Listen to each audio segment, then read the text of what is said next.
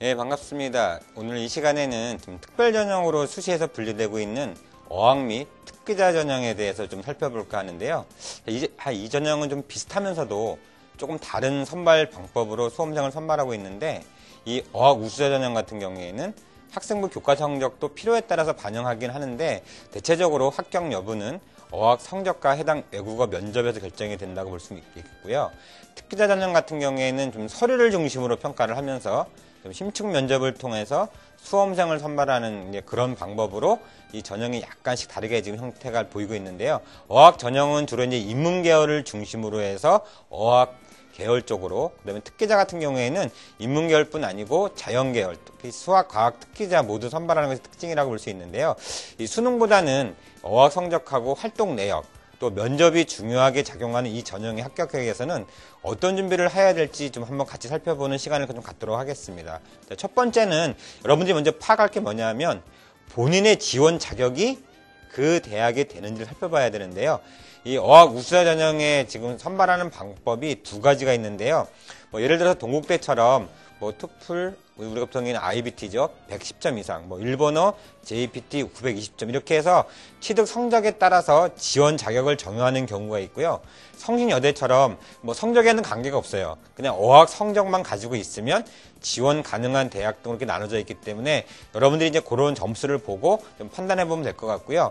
어학 같은 경우는 보통 이제 2년 이내에 취득을 하죠. 그래서 이제 유효하게 작용을 하는데 연세대처럼 고교 재학 중에만 취득한 성적만 쓰는 대학도 있어요. 그러니까 여러분들 좀 이런 것들은 되게 주의해서 봐야 될 것 같죠. 자, 특기자 전형 같은 경우에는 학생부 종합 전형과는 달리요. 자기소개서, 그다음에 활동 보고서에 규제되는 항목이 없어요.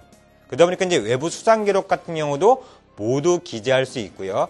어학 성적은 별도로 표시되고 있지 않지만 서류평가시 반영하는데 일반적으로 이 어학 성적이라든가 외부 수상 기록은 지금 학생부에 기록하지 못하도록 되어 있기 때문에 여러분들이 중요한 건요. 학생부에 기재되어 있지 않은 내용들을 잘 챙기는 것이 필요한데요. 어학 성적 같은 경우는 대부분 다 반영한다고 말씀을 드렸는데 반면에 경희대처럼 어학 성적을 제출하더라도 평가에 들어가지 않는 대학들도 있어요.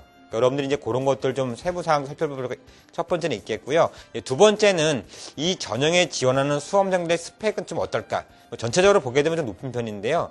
내신 성적 같은 경우에는 좀 평균적으로 3등 이상으로 해서 넓게 펴져 있지만 어학 성적이나 외부 수상 등의 스펙은 점점 높아지는 추세인데요. 대학 선발 인원이 점점 감소하고 있죠. 아무래도 이제 사교육 유발 효과가 때문에 좀 감소하고 있는데 그래도 여전히 외고나 과학고 등에서는 그 선호도가 높은 전형이고요. 일반고에서도 지금은 이제 집중적으로 준비하는 수험생들이 있는데요. 정확한 통계는 아니지만 보통 이제 어학 특기자 전형을 준비하는 수험생이 한 6만 명 정도 된다는 어떤 그 표도 있어요. 대학에 관계없이 최초 지원자 성적을 좀 살펴보게 되면 어학 성적은 IBT가 이제 110점 이상, 그다음에 이제 탭스 같은 경우에는 920점 이상, 그다음에 제2외국어로 분류되는 일본어나 중국어 같은 경우도 대부분 다 1등급이나 중국어 HKS 6등급 같이 이렇게 최상위권 성적을 가지고 있으면서 이렇게 이제 학생들이 지원을 하고요. 수학, 과학 같은 경우에는 교내 수상뿐 아니고 올림피아드나 전국대회, 그다음에 영재 교육원 수료, 대학에서 운영하는 프로그램 수료 같은 지원들 활동 내역은 굉장히 좋은 편이라고 볼 수 있어요. 반면에 수험생 입장에서는 당연히 최초가 높다 보니까요. 대학마다 추가 합격자가 좀 많이 발생하는 것이 좀 점점이라고 할 수 있는데 보통 상위권들은 대략 한 200% 정도, 중위권은 약 400% 정도까지 넓게 추가 합격자가 발생하기 때문에 최초 합격자의 등록률이라든가 또 최종 합격자 성적은 더 낮아질 수 있기 때문에요.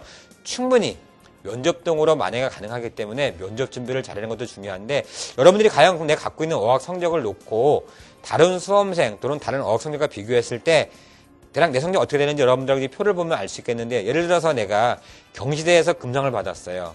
그럼 플렉스 같은 경우에는 이제 한국외국어대학교를 쓰는 건데요. 보통 이제 1300에서 1309점.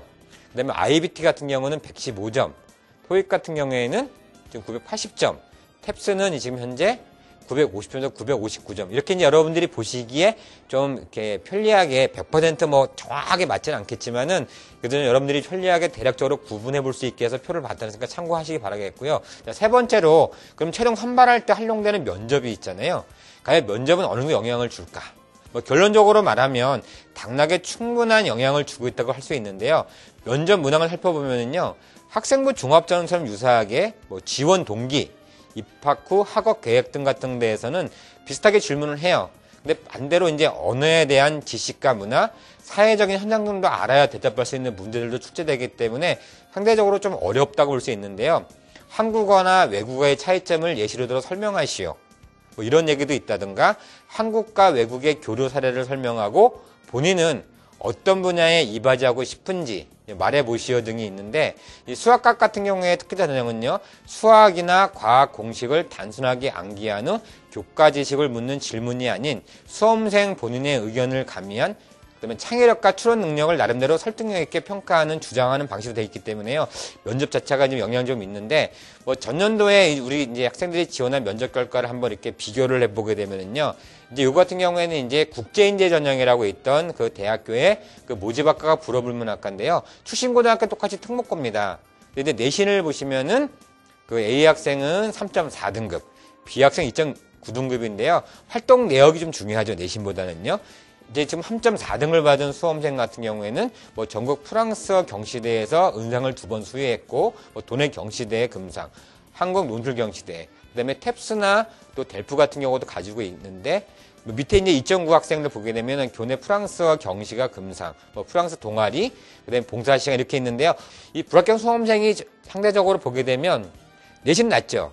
뭐 설명드린 대로 전체적으로 활동 내역 등은 합격한 수험생을 좋다고 할 수 있지만은 그래서 이제 나중에 보게 되면 서류평가 1단계에서는 아무래도 같이 통과를 했을 때 상대적으로 면접에서 어느 정도 영향을 받지 않았나 이런 생각이 들기 때문에 여러분들이 최종까지 면접 준비를 잘하는 것이 좀 필요하다고 볼 수 있겠고요. 그래서 이 전형에 준비하고자 하는 수험생들은요. 일반 전형에 비해서는 좀 확인할 내용들이 조금 많아요. 여러분들이 좀 첨부한 서류들도 좀 꼼꼼히 잘 챙기는 게 되게 중요하겠고요. 미리미리 그 희망 대학의 선발 방법도 자세히 분석하는 것이 좀 필요하다고 할 수 있습니다.